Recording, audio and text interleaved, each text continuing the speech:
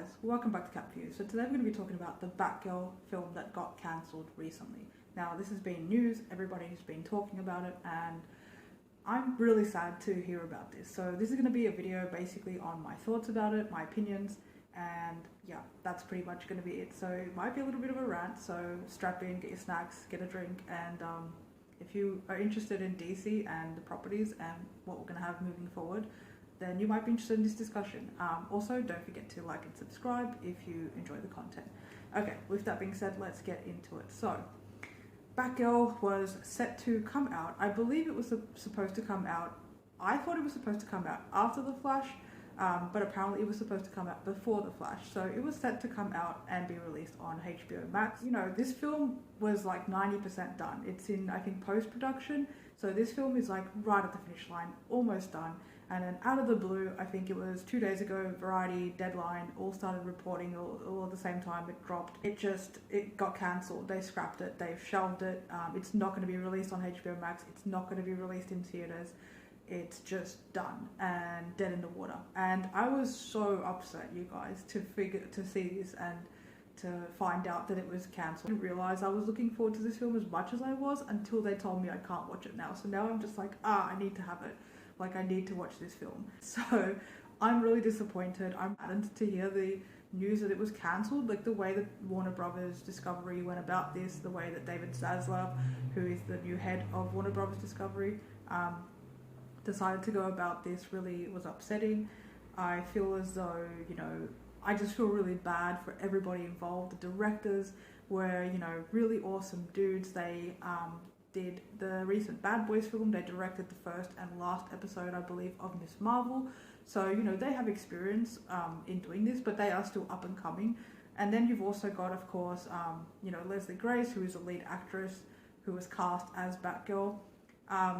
You've got Michael Keaton, you've got Brendan Fraser, you've got whoever else might have been in it that we didn't find out because there was like sort of rumors that there might be some cameos in there, but we didn't know if that was true or not. We didn't get to that point, I guess. Zaslav decided that this film wasn't going to make enough money, or possibly wasn't going to be in line with the continuity of what they wanted going forward for the DCEU. Now he's obviously stepped in and he's a leader and he's decided to just change everything up. So, you know, we've seen him be sort of cutthroat with certain projects that had been scheduled to go ahead and given the green light with the previous regime of DC and Warner Brothers, but now he is the head poncho basically, and he's making all the decisions, and he's decided to scrap Batgirl. Also Scooby-Doo, apparently. Who doesn't want to release a Scooby-Doo film? Come on. So that was, yeah, I was really saddened to hear about this, mainly because, again, with the talent involved, you know, with all the drama with DC that has happened with The Flash, which is also somewhat associated with this, that was upsetting. You know, that's been really quite upsetting to follow along with because of, you know, Sasha Calle with Supergirl coming up, and, you know, Leslie Grace. I feel like Sasha Calle and Leslie Grace similarly were going to be brought into the DC as the new talent, the new characters to like sort of lead the DCU into a new direction, and I was really looking forward to that, especially for the fact that it's you know, the female energy moving forward and these female characters and heroines that I would really like to see. I've seen, and I love Supes. Supes is my favorite.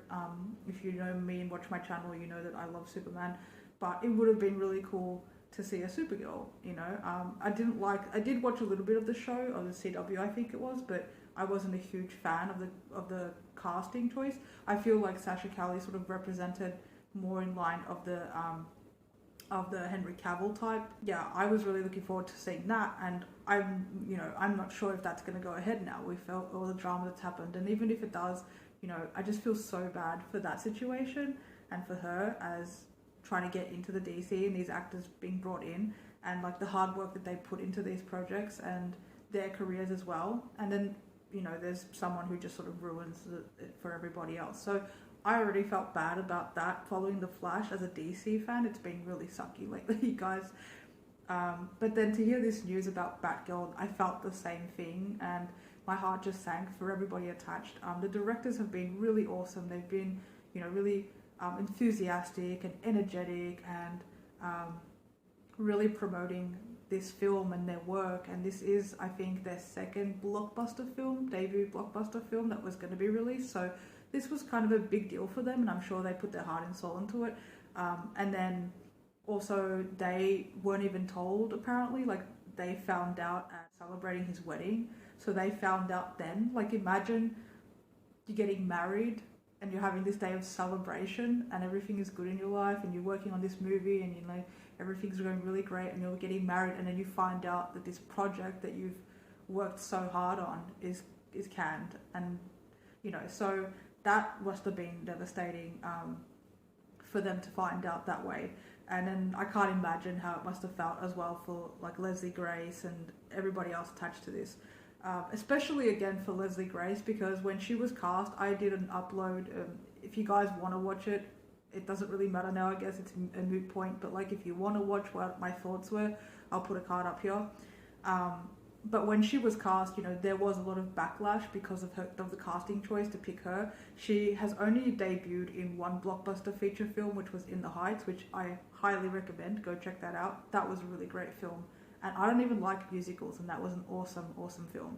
But this was, you know, like her second film in the industry, and it was could have been a career-making move to be Batgirl, you know, this iconic, influential female heroine, you know, this character that she could have been the next Wonder Woman. What Gal Gadot did for Wonder Woman, Leslie Grace could have done for Batgirl, and now we'll never know. So I feel bad on that side of things, because women in Hollywood in general, especially female-led films or female-led action films, you know, besides Captain Marvel, we've got Wonder Woman, we had Black Widow, which took a decade to make, and that was a whole sort of issue as well because of COVID.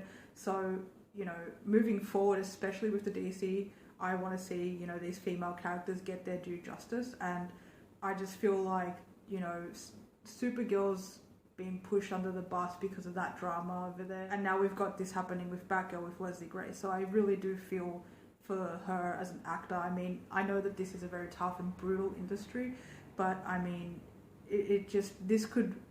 we don't know how she feels about it. Like, I would assume she's devastated about it, because she, as well as the directors, was also very proactive about boasting this film and pushing this film and posting on social media, excited about being Batgirl. And, you know, you can tell that she really put her heart and soul into this, and it's just really upsetting on that side of things for the creatives attached to this project. Then you've also got, again, Brendan Fraser, who has sort of started to come back into film. I think this might have been his first feature back. Correct me if I'm wrong in the comments, but this was supposed to be his first feature back. You know, he got cast as Firefly, which was the villain in the film, and it was a big deal to see Brendan Fraser. I grew up with Brendan Fraser in the 90s, and, you know, I was excited to see him. I thought it would have been really cool. And from everything I've seen about this film, it looked cool. I've seen still shots, I've seen a bit of behind the scenes footage with Barbara Gordon in fight sequences with Firefly, and it looked really cool. It looked dark, it looked brutal, it looked really good. It didn't look all glossed over and like some of the Marvel projects look, which is why I don't like Marvel. There's a reason why I prefer DC. So it looked gritty, and it looked like what a Batgirl film in Gotham would look like, and I was excited to see that. Again, Michael Keaton as well, legendary, iconic, the OG Batman. Michael Keaton was attached to this, and apparently he was supposed to have a large role in this. Now, I'm a nobody, so I take it with a grain of salt, but this is just what I've learned from watching scoopers and reporters, and, you know, I watch a lot of film channels because I'm really interested in this stuff, so I just take their word for it, people that are much more experienced, intelligent, and in the know than I am, so I'm just relaying that information. But yeah, I feel as though Michael Keaton really got stiffed on this deal, and I think that's also why we're going to see Batfleck in Aquaman 2, because apparently, again, this is just hearsay, but apparently Michael Keaton was supposed to be in that.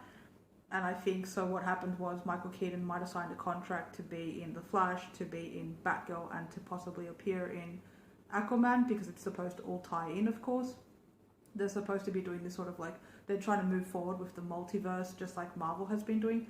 So I believe that's what might have happened, and it's been under wraps until now. And then when this all went down with the Flash, it sort of like domino affected everything moving forward. So obviously now Batgirl can't be released beforehand because the Flash has been pushed back. So everything got pushed back with the DC, if you've been following along. That combined with maybe the fact that, again, they might not have had those scenes in there because things changed because of the Flash. So there might have been an issue there. And then also, apparently David Zaslav didn't think this was going to project the gross amount that they wanted in return. So they just thought it was better to shelve it and not release it at all, which I think is ridiculous. And it's, again, upsetting. So to have, Michael Keaton is probably out there somewhere being like, Michael Keaton's probably just like, I'm done. I tried to come back for the fans. I tried to do something nice for you guys, and you just did this to me. I'm Michael Keaton. I don't need this shit, So that's what I imagine Michael Keaton feeling like. I really feel more sorry. And also J.K. Simmons is attached to this too, but I think, he'll be just fine. The people I really feel the most sorry for is the directors, Brendan Fraser and Leslie Grace. I really feel for them, especially, again, going back to Leslie Grace, because of the fact that she got so much backlash. That was very unfortunate. And, this happens with female characters all the time, every time. Anytime I've ever seen a female, anyone who gets cast in a role, comic book genre, there's always backlash. I mean, there's literally been backlash for every character. There's people that will just find a reason to be upset by casting choice and just sort of try and tear these actors down, and it's really upsetting to watch and to see. But I was really excited for her. I really liked her in In the Heights. I thought she was going to be a good Barbara Gordon. Again, from everything I saw and from the way she spoke in interviews, she seemed to really put her all into this character. And I was really looking forward to seeing her as Barbara Gordon. I don't know that much about Batgirl. Again, big Batman fan, just the same as Superman. So I was excited to see the female versions of these characters moving forward in the DC. And I was excited to see what it was going to, be, and how different it was going to be. Like, what does Gotham look like from Barbara Gordon's point of view, and Commissioner Gordon with J.K. Simmons back again. That was going to be really dope. I mean, Michael Keaton, Brendan Fraser, I was looking forward to this film, and I'm just really upset by everything. And, I've seen a lot of comments that I want to address a little bit quickly. People have said, well, they got paid, so what's the problem? Well, the problem is, yes, they got paid, but they didn't get paid based on the projection of what that film could have grossed. So basically, let's say this was a $90 million film, without marketing. Again, it was in post-production. So let's say they spent $120 million on this film, total budget. I just don't believe that coming out in theatres, that this wouldn't have grossed a profit, a substantial profit, to be honest. I'm a nobody, I know nothing, but I just feel like if it was given the chance to do so, I think it would have made a decent profit. I really do. I think it could have been great. Now, again, this is an origin story. So, if people are doing test screenings without visual effects being finished, because that's what happens with test screenings, or, David Zaslav himself saw this unfinished because it's not finished yet, I feel like as an executive, not a creative type, he may not have understood that, and that's another reason why he might have scrapped it. And, don't get me wrong, a lot of people are saying, they're happy that at least DC is sort of doing something to change things and moving forward. It's definitely a change, but this is very unprecedented, and to have a $90 million film just scrapped like that has been pushed so much, and the way that it's been done is just very cutthroat, and I think a lot of people understandably are quite shocked by this.